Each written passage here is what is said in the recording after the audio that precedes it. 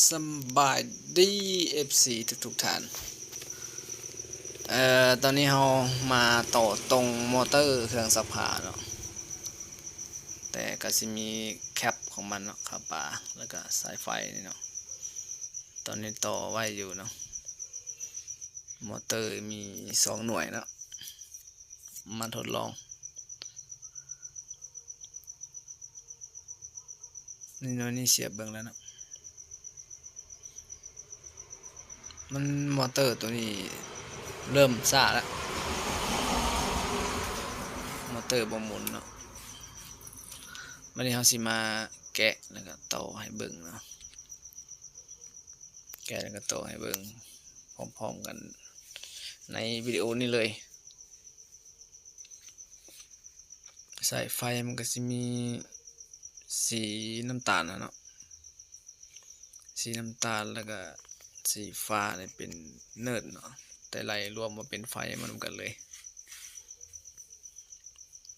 มอเตอร์สิมีสีเหลืองสีแดง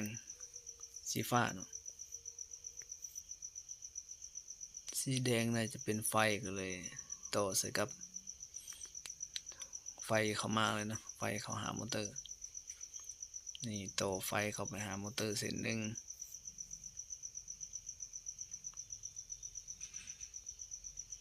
แล้วก็สีเหลืองอยู่ในขาปลามันจะเป็นปรับซ้ายปรับขวาซื่อๆเนาะเป็นมอเตอร์สำหรับสั่งหมุนซ้ายหมุนขวาสำหรับใส่ทางไหนก็ได้มาเอาเข่ากับมอเตอร์เนาะ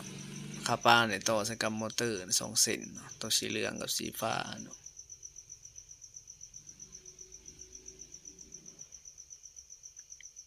สีฟ้ามอเตอร์กับสีฟ้ามาจากสายไฟนี่ก็ต่อเข้ากันเลย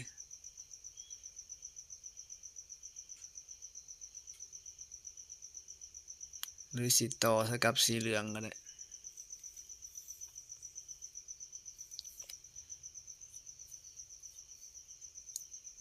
ต่อแล้วนะตอนนี้เอาสะกดเขียนก่อนป้องกันไว้เนาะอันตรายยันไฟช็อตเนาะต้องป้องกันไว้ถึงจะเป็นการทดลองแต่ว่าเขียนไว้ก็ดี อันตรายมาสอยบ่ได้เนาะชีวิตสำคัญเป็นว่า safety first เนาะแล้วก็เอาปากกายามไฟมาลองยามไฟมึงแล้วเนาะมันมีไฟหัวออกมอเตอร์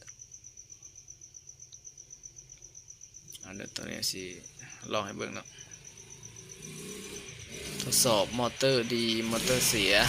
ทดสอบแบบนี้ก็ได้นี่มาเสียบเบิ่งเนาะ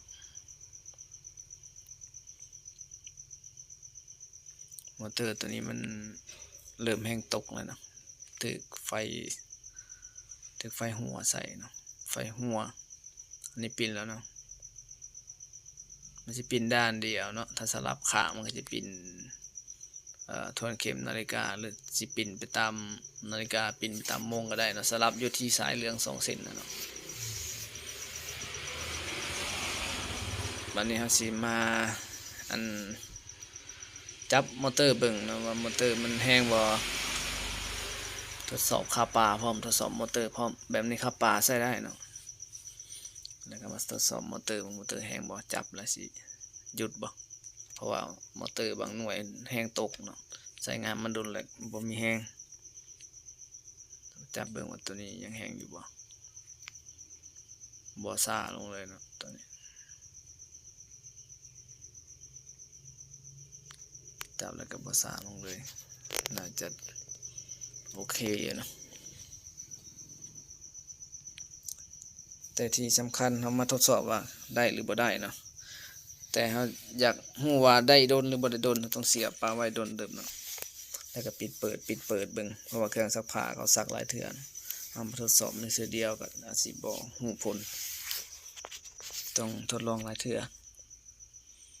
แล้วก็เปิดปะไว้โดนคล้ายๆกับซักเครื่องตัวจริงเนาะแล้วจังไปใส่ให้ลูกค้า